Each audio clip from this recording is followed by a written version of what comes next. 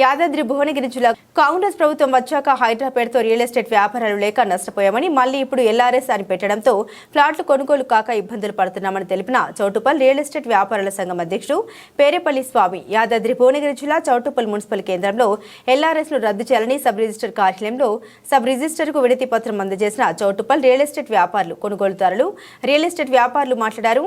LRS పై అధికారులు కొనుగోలుదారులకు అమ్మకందారులకు పూర్తి అవగాహన కల్పించలేదు. దీనితో మార్కెట్ లేని సమయంలో ఫ్లాట్లు కొనడానికి ఎవరు ముందుకు రావడం లేదు. కావున ప్రభుత్వం ఎల్ఆర్ఎస్ విధానాన్ని రద్దు చేయాలని డిమాండ్ చేస్తున్నామని, లేని ఎడల రానున్న రోజుల్లో రిలే నిరాహార దీక్షలు చేస్తామని రియల్ ఎస్టేట్ వ్యాపారులు తెలిపారు. సబ్ రిజిస్టర్ సందీప్ మాట్లాడుతూ 26/8/2020 ప్లాట్లు ఉన్నవారు ఎల్ఆర్ఎస్ కట్టని ఎడల ప్రభుత్వ సైట్లోకి వెళ్లి ఎల్ఆర్ఎస్ కట్టాలి. ఎల్ఆర్ఎస్ ఇప్పుడు కట్టుకున్న వారికి లోన్లు మరియు ఇంటి అనుమతులు తొందరగా వస్తాయి. కావున ఫ్లాట్లు కొనేవారు కూడా ఎల్ఆర్ఎస్ ఒకసారి చెక్ చేసుకుని ఫ్లాట్లని క్రయ విక్రయాలు చేయాలని తెలిపారు. ఈ యొక్క ధర్నాకు విచ్చేసినటువంటి వ్యాపారస్తులు, నా తోటి సోదరులు మరియు పత్రికా విలేకరులందరికీ హృదయపూర్వకంగా నమస్కారాలు తెలియజేసుకుంటున్నాను. రేవంత్ రెడ్డి సర్కార్ వచ్చిన తర్వాత హైడ్రా అని పెట్టి ఈ యొక్క రియల్ ఎస్టేట్ వ్యాపారాలు అడుక్కునే పరిస్థితి చేసిండు. మరియు ఇప్పుడు ఎల్ఆర్ఎస్ అని పెట్టి ఆయనతో ఉరి వేసుకునే అవకాశం కల్పిస్తుండు. మరియు ఇలాంటి ఎల్ఆర్ఎస్ పూర్తిగా రద్దు చేయాలి.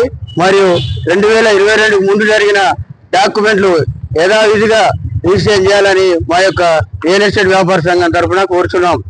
ప్లస్ ఇప్పుడు ఎల్ఆర్ఎస్ గడువు మార్చి 31 కాకుండా డిసెంబర్ 31 వరకు పొడిగించాలని మా యొక్క సంఘం తరఫున కోరుచున్నాం.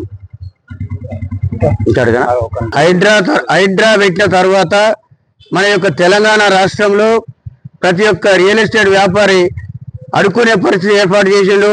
మరియు ఇప్పుడు ఎల్ఆర్ఎస్ విధించి ఉరువెట్టుకునే విధంగా కూడా చేసి మా యొక్క రియల్ ఎస్టేట్ వ్యాపార ఉపాధి కల్పన లేకుండా చేసింది. కాబట్టి ఈ యొక్క ప్రభుత్వం వెంటనే ఈ యొక్క ఎల్ఆర్ఎస్ ను రద్దు చేయాలని కోరుచున్నాం. ఈ యొక్క సబ్ రిజిస్టార్ దగ్గర పోయి మేము మా యొక్క సంఘం తరఫున అడిగితే ఆయన మాకు ఎల్ఆర్ఎస్ మాకు ఎలాంటి సర్క్యులర్ రాలేదు, జీవో రాలేదు, ఎల్ఆర్ఎస్ కట్టండి, గతంలో 1947లో జరిగిన దాన్ని కూడా కట్టమని చెప్తున్నారు సబ్ రిజిస్టార్ గారు. ఆయనకు ఎలాంటి అవగాహన లేదు. ప్లస్ ఆయనే కాకుండా జిల్లా రిజిస్టార్ కూడా సబ్ రిజిస్టార్లకు ప్లస్ కొనుగోలుదారులకు అమ్మకందారులకు దస్తావేజులకు వీళ్ళందరికీ కూడా అవగాహన సదస్సు కల్పించి ఈ యొక్క ఎల్ఆర్ఎస్ అంటే ఏంటిది, కట్టాలా వద్దా అనే ఉద్దేశం తెలియజేయాలి. అప్పుడు అందరికి అర్థమవుతుంది, కొనుగోలుదారులకు కానీ అమ్మకందారులకు కానీ. మా యొక్క సంఘం తరఫున ఈ యొక్క ఎల్ఆర్ఎస్ పూర్తిగా రద్దు చేయాలని కోరుచున్నాం. లేని పక్షంలో రిలే నిరాహార దీక్షలు, ఆమరణ నిరాహార దీక్షలకు కూడా మేము పూనుకుంటామని మా యొక్క రియల్ ఎస్టేట్ వ్యాపార సంఘం తరఫున కోరుచున్నాం. 2020లో గవర్నమెంట్ G2/257 అని మెమో తీసుకొచ్చింది. అందులో ఏంటంటే అప్రూవ్డ్ లేఅవుట్స్ లో ప్లాట్లు వేయాలి, అన్ఆథరైజ్డ్ చేయొద్దని. తర్వాత రిలాక్సేషన్ ఇచ్చి వ్యాలిడ్ రిజిస్టర్డ్ లింక్ డాక్యుమెంట్ ఉంటే ఆ ప్లాట్స్ రిజిస్టర్ చేయవచ్చు అని చెప్పి ఆ టైంలో ఎల్ఆర్ఎస్ స్కీమ్ కూడా తీసుకొచ్చారు.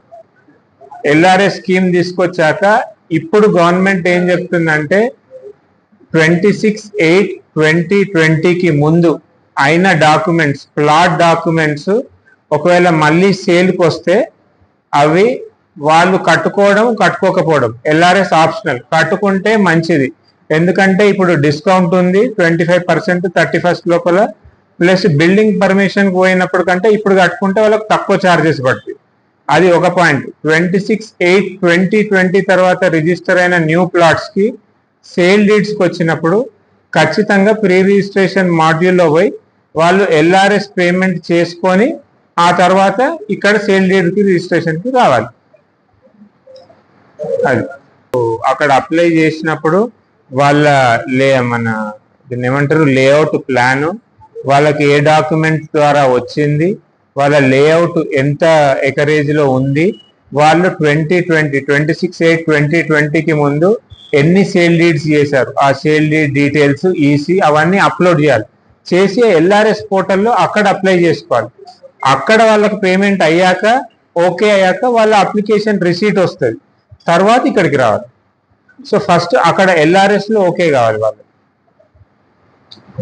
ఇప్పుడు ఇమ్మూవబుల్ ప్రాపర్టీ ట్రాన్సాక్షన్ అనేది ఏదైనా కంపల్సరీ రిజిస్టర్డ్ ఉండాలి, అన్రిజిస్టర్డ్ ఉండదు. సో అన్రిజిస్టర్డ్ ఉంటే అది యాక్ట్ కి అగేన్స్ట్ కదా. Anything should be registered. Immovable property అనేది ట్రాన్సాక్షన్ అయితే కంపల్సరీ రిజిస్టర్ చేస్తారు. సో రిజిస్టర్ చేసుకుంటే కదా రికార్డులోకి వచ్చేది.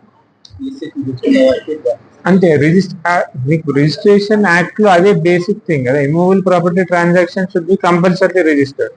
సెక్షన్ 17 ప్రకారం కంపల్సరీ రిజిస్టరబుల్ డాక్యుమెంట్స్.